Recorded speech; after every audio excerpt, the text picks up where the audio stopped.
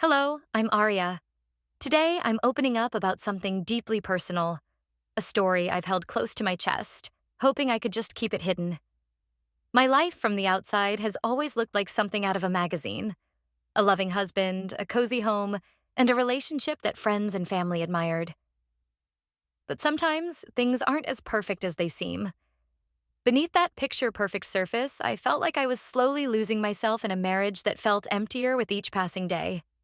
My husband and I weren't exactly arguing or having major issues. Instead, we had drifted apart so subtly that I didn't notice it until the loneliness was almost unbearable. As time went on, I started to feel invisible, like my husband was there, but not really present. He'd come home from work, tired and distracted, barely engaging in conversation. At night, I'd lie awake, wondering if this was what marriage turned into: two people sharing a life, but no longer sharing each other. The more I thought about it, the more the ache grew, but I never mentioned it. I kept everything bottled up, convincing myself that things would eventually get better. I thought I could handle it, that maybe I was just being dramatic. But one day, something happened that changed everything. It was an ordinary morning, and like every other weekday, my husband was in a hurry to get to work. He rushed around, grabbing his things and muttering about how late he was, giving me a quick, distracted kiss on the cheek before heading out the door. I stood there, watching him leave, and I felt this pang in my chest, a strange mix of sadness and frustration. He didn't even look me in the eyes, just breezed past me, completely wrapped up in his own world. I wondered if he even noticed me anymore, or if I had just become part of the routine he barely acknowledged. After he left, I went about my day, doing house chores and catching up on a few emails. I planned to go out later, maybe have a coffee at my favorite cafe to break the monotony. But around mid-morning, the doorbell rang. I wasn't expecting anyone, so I went to the door with a slight sense of curiosity, wondering who it could be. When I opened the door, I saw Luca standing there. Luca was my husband's best friend. They'd been close since college, and over the years, he'd become almost like family. He was the kind of person who was always around during holidays, family gatherings, or when we needed a helping hand. Today, he had a folder in his hand, which he held up as he greeted me. "Hey, your husband forgot some important documents." He called me, a bit panicked, and asked if I could bring them over. He explained with a chuckle. I thanked him, taking the folder, and for a moment we both stood there in silence. Then he looked at me, really looked at me, with a warm smile and asked, "Since I'm here, how about a coffee?" I hesitated. Part of me thought it would be nice to have some company. I hadn't had a real conversation in ages, it felt like, and talking to Luca felt safe. So I agreed, inviting him in and making us coffee. We sat at the kitchen table, sipping coffee and making small talk at first. He asked about work, and I asked about his family. It was all very casual, but then, almost unexpectedly, he shifted the conversation. "Are you okay, Arya?" he asked, his gaze soft and sincere. His question caught me off guard. I hadn't realized how much I needed someone to ask me that. My defenses crumbled, and before I knew it, I was pouring my heart out, telling him about the loneliness, the disconnect, the feeling of invisibility that had crept into my marriage. Luca listened intently, nodding, his eyes never leaving mine. I could tell he wasn't just being polite. He genuinely cared. And somehow, that made me feel seen, understood, in a way I hadn't felt in so long.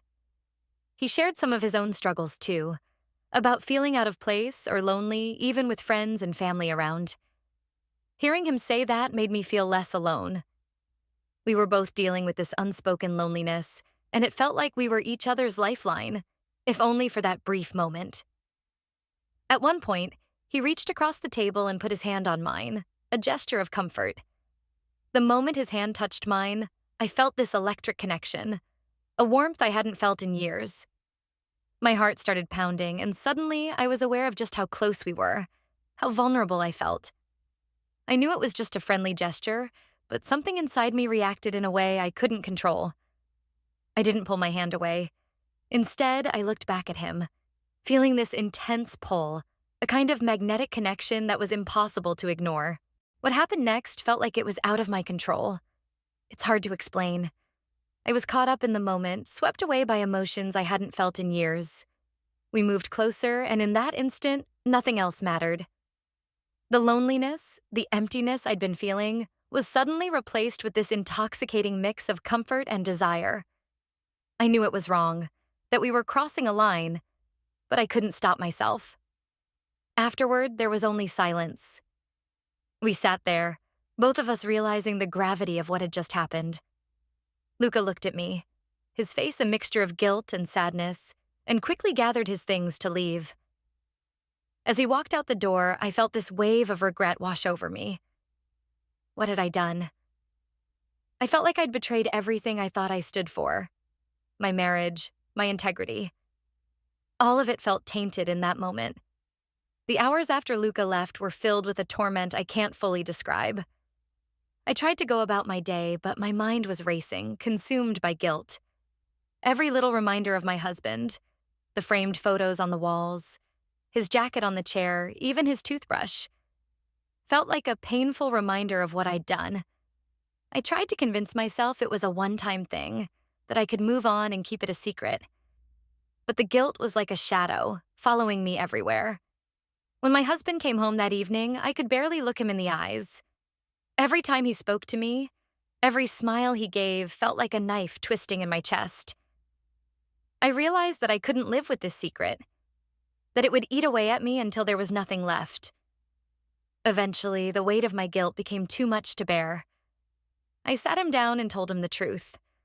The hurt in his eyes was something I'll never forget. He didn't yell or lash out. He just sat there, looking at me as if he was trying to understand how this had happened. The silence was unbearable, and I wanted to reach out, to apologize, to beg for forgiveness. But I knew that I couldn't undo the pain I'd caused, that my actions had changed everything. In the days that followed, I found myself reflecting on everything that had led up to that day. I realized that my loneliness, my feelings of being invisible, weren't something I could fix by reaching out to someone else. It was something I needed to address within myself, to face head-on. My husband and I began the difficult journey of talking through what happened, trying to understand if we could rebuild the trust that had been broken. This experience taught me a harsh but important lesson. Sometimes, in moments of weakness, we make choices that we'll have to live with forever. The road to healing, for both of us, is long and uncertain, but I'm committed to facing it, no matter how difficult it may be. I'm sharing my story not to seek sympathy or forgiveness, but in hopes that it might serve as a reminder. Sometimes we lose ourselves in the search for something we think we're missing, and in doing so, we make choices that only deepen the emptiness we feel. I've learned that the hardest person to forgive is yourself, but I hope that by being honest with myself and with those I've hurt, I can start to heal. This is my story, a lesson I've learned the hard way and a part of me that I'll carry with me always.